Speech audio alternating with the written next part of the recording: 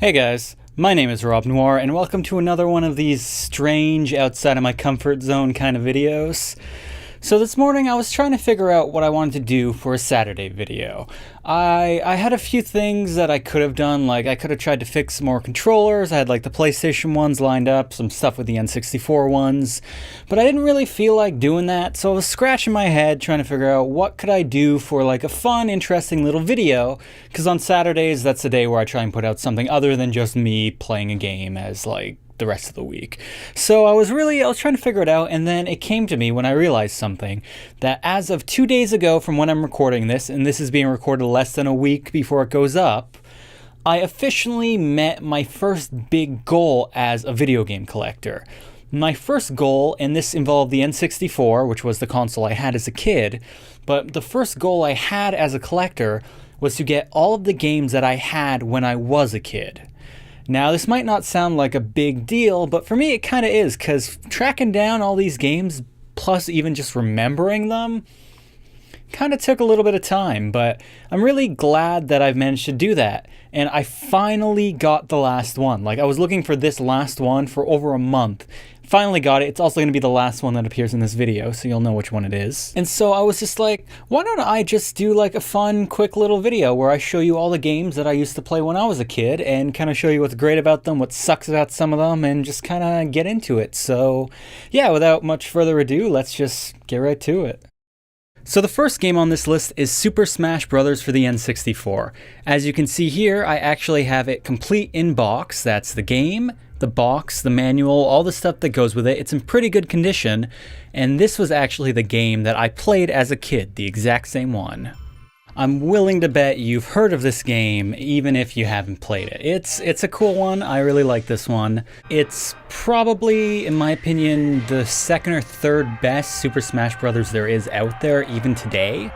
And this is really where it all started, so it's really cool to kind of get to see it, you know? Personally, I always liked playing NES, even though I never in my life played Earthbound. Still to this day have not. I just liked the character, his design and all that. I think my favorite world to play in probably was Fox's as a kid.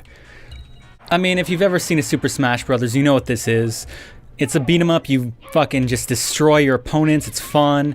You get all kinds of crazy moves and combos and other shit.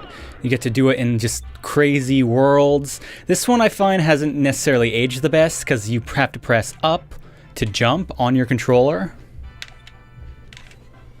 as opposed to pressing like A or something, and to me that just feels counterintuitive, but hey man, it was the N64, it was a different time. I actually played this game for a couple of episodes on this channel way back in the day and absolutely schooled Phil at it. Now the next game on this list is Super Mario 64. As you might have seen in that very brief screen there, I have 120 stars on most of it. And this is a game that I played the crap out of as a kid. I think it was the first N64 game I ever played.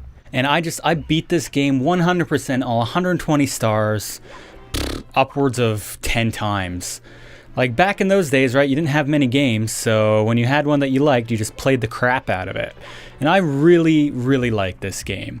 Again, it's N64 and everything's in 3D, so there's a few things that aren't quite as good as they could have been, like even just here, I'm having a little bit of problems with the controls. I'm not used to it. The joystick's a little bit weird, and I gotta say, controlling the camera with the C buttons is just something that just doesn't work great. Having a separate control stick for a camera is the way to go with 3D games. This is still just a classic 3D platformer, and one of the best that the N64 had to offer, even though it was a launch title. So that means it was a really good game. So next up on this list is Yoshis Story. As you can see, I also have the box for this game, and this again is the same copy that I had when I was a kid. So this was a game that I got probably towards the middle of when I had the N64. I think I always liked the light blue Yoshi, or maybe the red, I don't remember.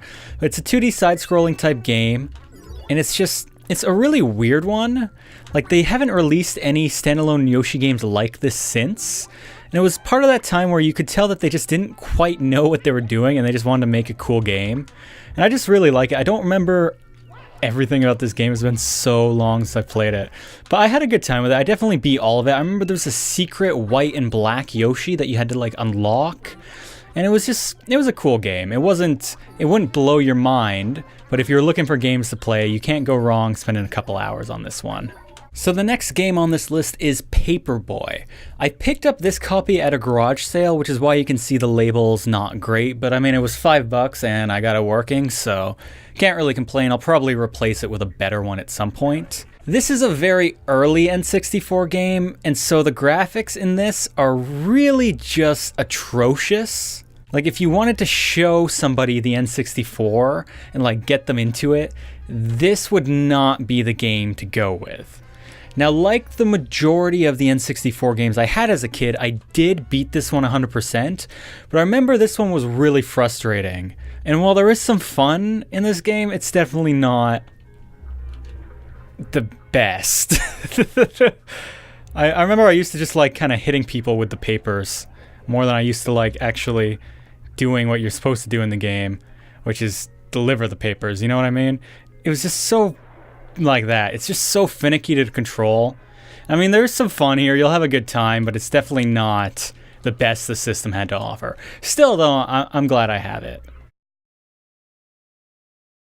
Next up on the list is the South Park game for the N64. There were a couple. This one I think was just called South Park. And this honestly was not a particularly great game. I just remember one weird thing in the game where you could like piss on a snowball and then throw the piss snowball at your enemies. It was a weird game. This was one of the few ones that I didn't 100% as a kid. I remember plugging in a Game Shark and doing like some weird stuff with it, but I never, it wasn't a good enough game for me to really like, you know, dive deep into it, you know what I mean? But I mean, it's still fun. And one weird thing I'll say about this game is they definitely tried something unique with it. As in, you use the control stick to control the camera, and you use the C buttons to walk around. Not saying that this was a great solution, but I mean, they tried, right? Now, the next game on the list is Star Wars Rogue Squadron. Now, this was a really weird game and very unique. I remember getting this when I was very young and when The Phantom Menace had just come out. And one of the cool things in this game is you can actually fly a Naboo starfighter if you complete some missions or if you, like, put in a Game Shark code or something. So I remember thinking that was pretty cool at the time. I had a lot of fun with this game as a kid. I know I beat it at least once or twice, but it wasn't one that I sunk a ton of time into. I remember I played the first level probably more than any of the others, and it just kind of ramped up in difficulty and wasn't super fun, so I didn't really invest the time, but there was some good moments in here. So the next game on the list would be Starfox 64. Now, this was a game I absolutely loved. And again, this is the same copy I had as a kid, which is why I have the box. But when we bought it, the box and the game were stickered to crap. Like, you can kind of see it here. This was one of the amazing games on the N64. And the great thing about this game is that there's a million paths that you can take while in levels. And if you do it correctly, you'll get a special ending. If you do it wrong, you'll get the regular ending, but you still get to explore all these really cool levels. And it's just an awesome game with memorable characters and really cliche, memeable lines that keep coming back every few years. And that's one of the great things about this game is that it still controls well, even being N64. Like, it wasn't one of the, it's 3D, but the fact that you can't control the camera, it isn't a factor. So it holds up well, and the graphics actually look not half bad considering. The next game on this list is Basshunter 64, and this is another one complete in box from my childhood. So you might be wondering, is this a good game? The answer is no. This is a game that my father bought because he really likes fishing games, and it really sucks balls. It's not fun. Like this here, what you're watching right now, this is the game. You get the split screen, you sink your lure. Oh, I got the fish. Oh no, I got the fish. Time to fucking break dance. And I got a fish. This is the game. This is literally the whole game. There's a championship with 0 stakes because it's fishing. But I have it. Now, the next game on this list is what I would consider actually kind of a hidden gem, and that's because it is a Mario game, so it's like first party, really recognizable characters, but I feel like very few people have played this game and very few people talk about it. But as a kid, I had this game and it was so fun. Like, I'm not like into tennis really, but this was just an awesome, fun game. You could play just regular tennis and it felt and played perfect, or you could play crazy levels like this Piranha one. I actually have to kind of concentrate here to not get owned by the fucking computer. But I was fucking pro at this game way back in the day. And this game even had a mode where you play with items. I'll show you some of it right here. And the way it works is you use the item, which I don't remember how you use it. Oh fuck, it's that button is how you use it. God damn. You use the button with R, and it lays an item down, and then they can hit the item, and it works like in Mario Kart or something, and it's just so weird, but awesome, you know what I mean? Oh fucking Waluigi. In this game, oh god, I just want to play this game all night. It's so good. Fuck, and I just fucked myself there because my item kept going and then it landed on my side. It was just a really unique, cool game that I just loved playing when I was a kid. And so next up on this list is Zelda Ocarina of Time. Now this is the copy I had when I was a kid, but I don't have the box. I don't know what happened to it. Maybe it was thrown out, maybe it just disappeared. I have no idea. And this game, I mean, not a lot needs to be said. You've probably heard of this game if you've heard of video games. It is the quintessential 3D Zelda game. It's the one that started it all. It's the one that a lot of people still consider to be one of the best games of all time.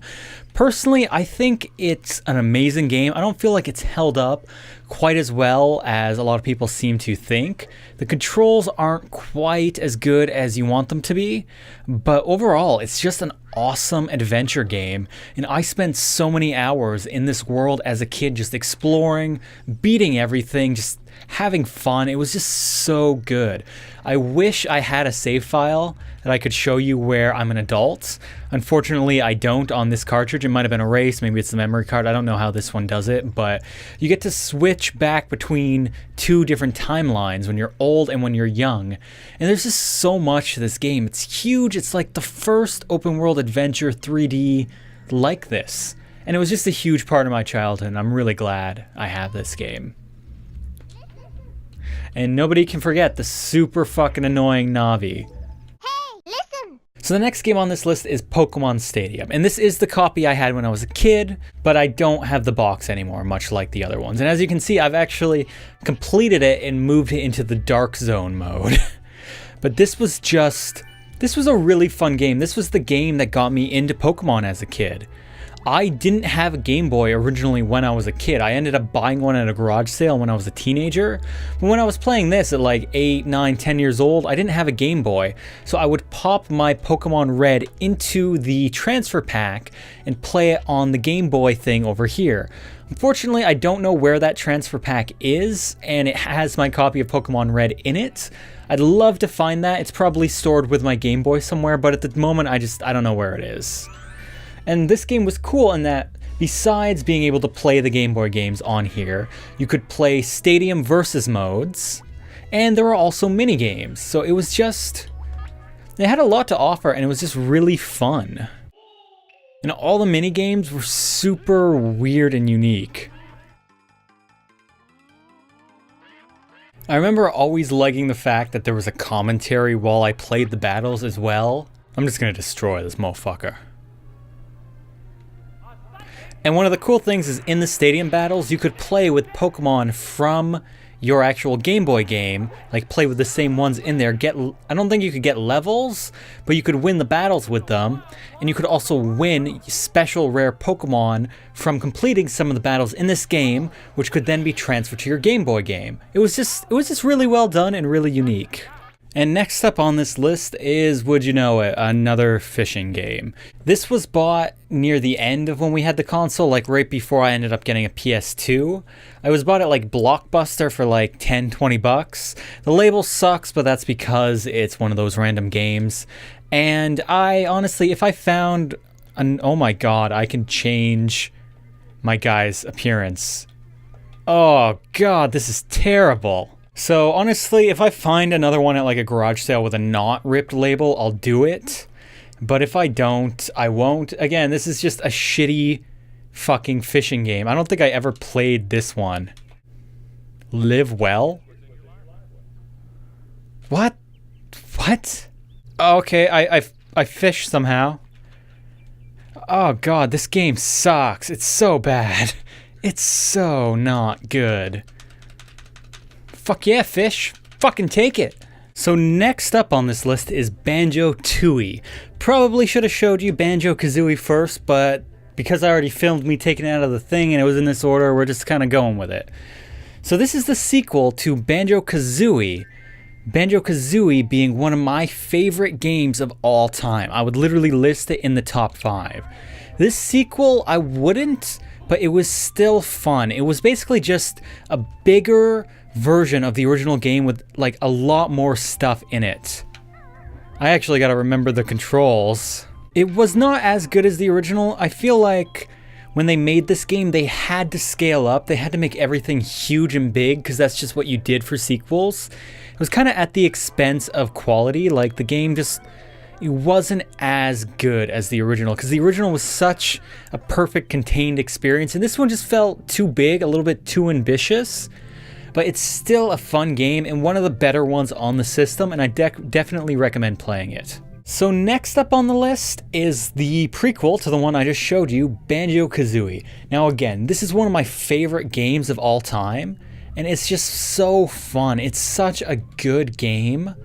Like, it's literally 3D platforming at its absolute best. Like, you're not going to find a better 3D platforming experience on the N64. You just can't. I honestly think it's better than Mario 64. I think it's better than any other 3D platformer on the console. I beat this game 100%, probably upwards of 12 times. Honestly, I feel like it's aged really well too. Now you can get a version of it on the Xbox. It's been remastered, has better controls, better graphics, all that. And if you wanted to try this game, I would say that's probably the way to do it, because it is just a superior version of the game. But just in general, this is just an awesome game, and I'm really glad that I have it in my collection. Has so many memorable characters, memorable worlds, fun gameplay, just a really charming story. It's just all around a fun experience. I love this game. Now next up is another iconic N64 game. This one is Donkey Kong 64. Now like the last two games I mentioned, this one was made by Rare, and it's a fun game that's really unique and was probably the first Donkey Kong game I ever played. And I do have a few issues with the game now looking back, but it was definitely one hell of an adventure as a kid. It was just a lot of fun to step into this world, choose whichever character I wanted out of all of them after I freed them, and just try and get some collectibles. Now the biggest problem I have with this game is that it's just kind of really disjointed. That might sound weird to say, but it's like instead of interweaving all of the different sections, all the different things that the characters could do, they really made them separate and they really spread it out, and it made getting the collectibles kind of a chore. But all in all, this is still a really, really fun game, and nobody in their right mind can ever claim that this is not one of the sickest, dopest, fleekest openings to a video game ever. That jungle rap. DK! Donkey Kong! Now the next game on this list is another incredibly iconic one that if you've played video games, you've probably heard of, and that is Mario Kart 64. Now, even to this day, this is probably my favorite Mario Kart, although the newest one that came out on the Switch kinda is giving this one a bit of a run for its money. But this is honestly where like couch co-op started. 4 people sitting on a couch, racing, trying to beat each other. with all the backstabbing and all the fucking, oh god, I chose Mario. I meant to choose Yoshi. I was talking and I did not think. But honestly, I was a fucking pro at this game. Like, by the end, by the time I kind of had outgrown the N64 and got a PS2, nobody could beat me at this game.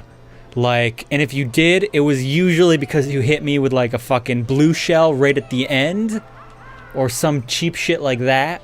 But generally speaking, I was like MLG at this fucking game, and I'm still pretty good, although nowhere near as good as I was as a kid. And this is just a fun game. It's so awesome and it holds up.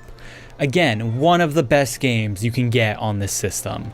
Now the next game on this list is Quest 64, and this is also the copy I had when I was a kid, although we bought it loose cart, we never had a box. Now this game is a little bit of a disappointment. I didn't really realize how mediocre it was when I was a kid playing it, and I would credit it as one of the games that got me into RPGs, but it was kind of a missed opportunity. The game could have been so much more than it actually is at the moment.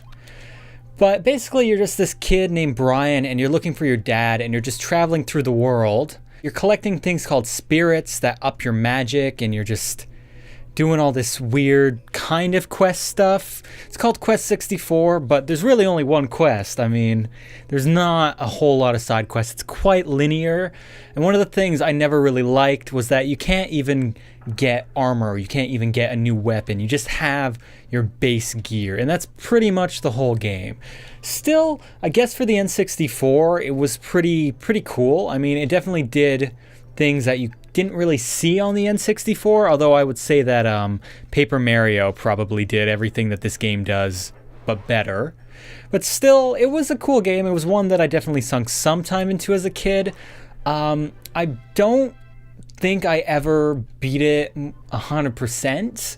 I did beat it once or twice, like legitimately, and I also beat it a couple times with a Game Shark. So it's a long game. And it's not that great. I actually have a playthrough of it going on the channel. It's been like a year since I've played it. I'll finish that eventually, but still, I'm glad I have this one.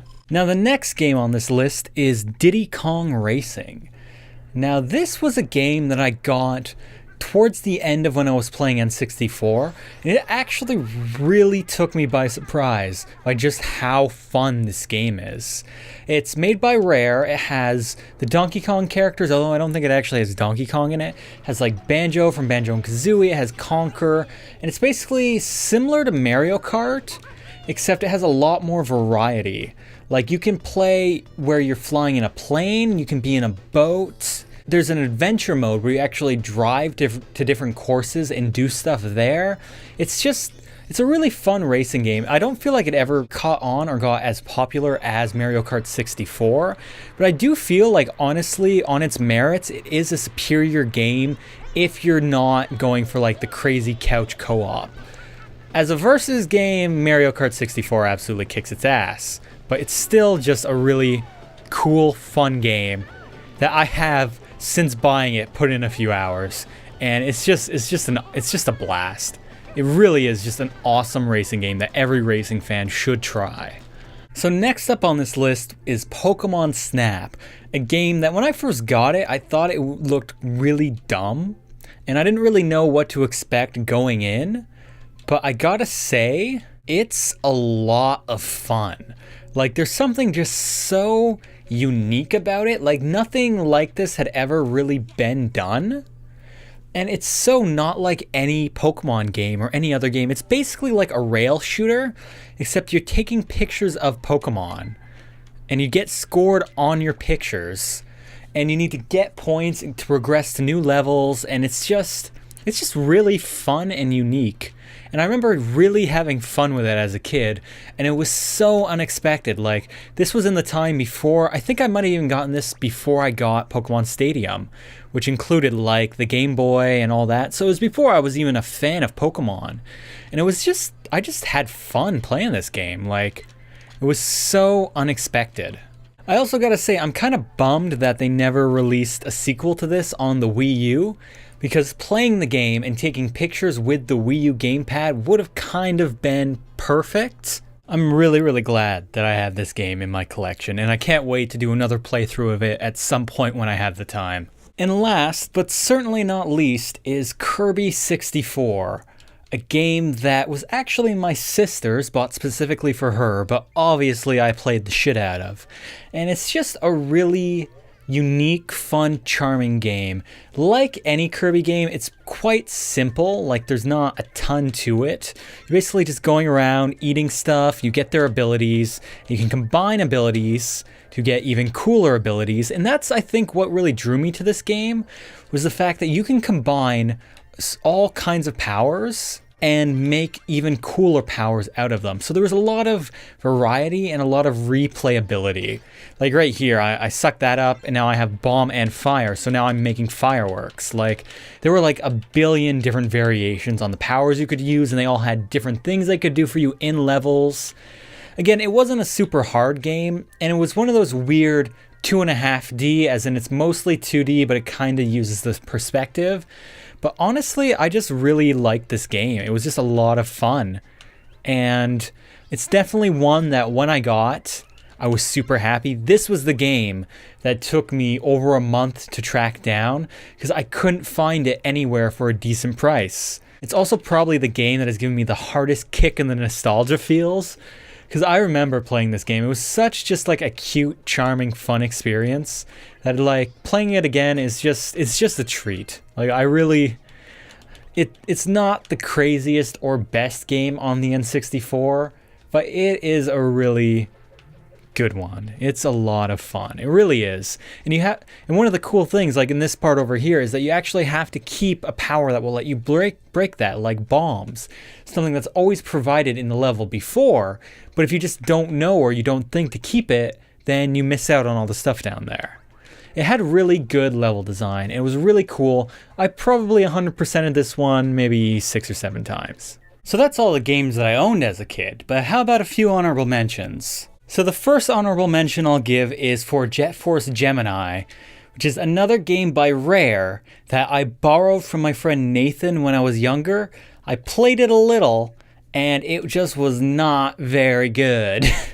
It's basically like a third-person shooter, and there was like some multiplayer aspect. Like I think if you had like a second player, I think they might have been able to like control your shooting reticule or something. I don't remember, but I just remember the game was really hard and it wasn't that fun. And I don't think I ever got past like this weird swamp level that involved the dog. I never did. Like it just was not good enough. But again, it was a game that I briefly had as a kid, and I mean, I guess I'm glad to have it again. It's not great. It's just, it's a game.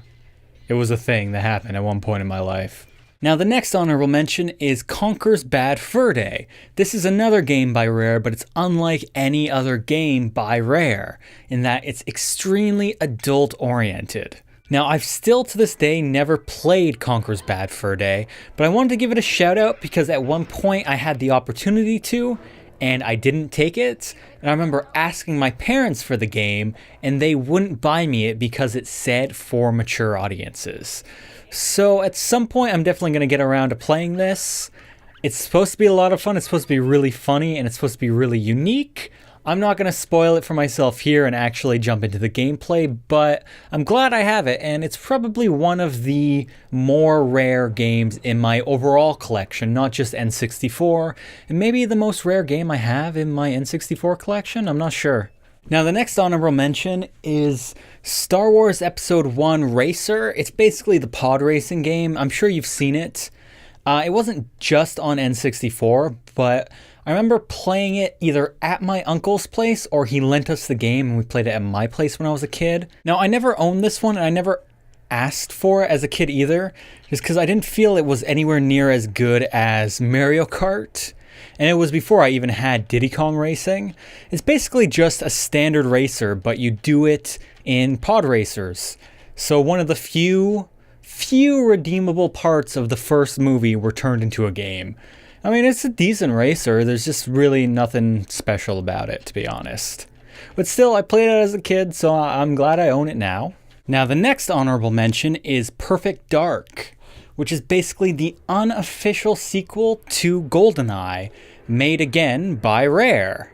So this game, it's a shooter. It's a pretty standard first-person type shooter. I never found it was that great. It's another game I borrowed from Nathan. The thing that I remember about this game is that there was actually a cheat code that you could put in that would make the main character, Joanna Dark, it would make her naked in all her polygonal glory. I remember playing this game, I remember finding that code, putting it in, being like, that looks kind of like nothing. And then that was pretty much it. How do I even, okay, that's shoot. I gotta play a level. I've only ever played, I think, the first level and a couple of like team games. Like I never really got into this. I borrowed it for maybe a week. I was like, all right, whatever. Oh god damn, it controls like ass. But again, it's a game. It's a game. I'm glad I have it. It's a game. And then another honorable mention being Goldeneye. Now this was a game that I did not own as a kid that has a shit ton of hype about it, enough that it was remade for the Wii, I think. And I never found the game, I never found shooters really work that well on the N64 with a single joystick. Like I feel like you really need two joysticks, one for camera, one for moving. That's why I never really got into this game, but I remember playing it at the kid up the street's house. We had like 3 or 4 people death matches, and I would always lose because I wasn't super familiar with the game. But this is definitely one of the more iconic games on the N64. And it's another one where you use the C buttons to move and you use the joystick to look around. It's the way they found of doing it. Again, it was never a game I really liked, but it's still an iconic N64 one that I'm glad to have. So yeah, guys, that's all the games that I had when I was a kid. I believe there were about 20 in there. It might have been exactly 20. I don't know how good my math is, but I believe it was about 20 games, which actually for a kid was quite a bit. I mean, most of the kids I knew had maybe 10 to 12 games. But again, we kept the N64 long after most people kind of upgraded to a GameCube or a PS2 or whatever. So that kind of played into it.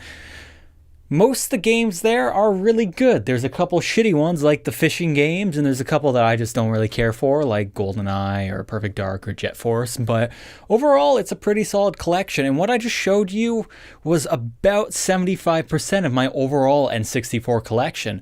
I haven't really gotten a lot of titles that I'm not familiar with. I'm slowly expanding, looking for deals, looking for ones that look interesting, but that's pretty much the bulk of it. And I gotta say that in terms of ideas of videos to shoot, this one ended up being a really good one, because this was one of the most fun evenings I've had in like months, just sitting down and just playing all these old games from my childhood. A lot of them playing them for a lot longer than I needed to get the footage for this video. But yeah, guys, I just thought it would be kind of a cool video, kind of fun to do, you know, show what I had as a kid, show the good things, the bad things, what the games were, and just my experience with them. So yeah, guys, thanks a lot for watching. I'd definitely be interested in knowing what games you, the viewer, had as a kid, and if you still have any of them, if you still play any of them. Because it's actually a lot of fun going back to those old games you had as a kid, for the most part. Some of them don't really hold up so well. I'm looking at you, Quest 64, but some of them, like BanjoKazooie, are still just as fun today. So yeah, guys, thanks a lot for watching. I appreciate it. I hope you enjoyed, and as always, I will see you in the next one. This shit, don't care. Make it a blooper reel for this shit. Oh, it'll just all be one blooper reel of the video, more or less. The NES, and specifically playing it in HD. So, I'm someone who had an NES as a child, but I was so young that I don't actually remember ever playing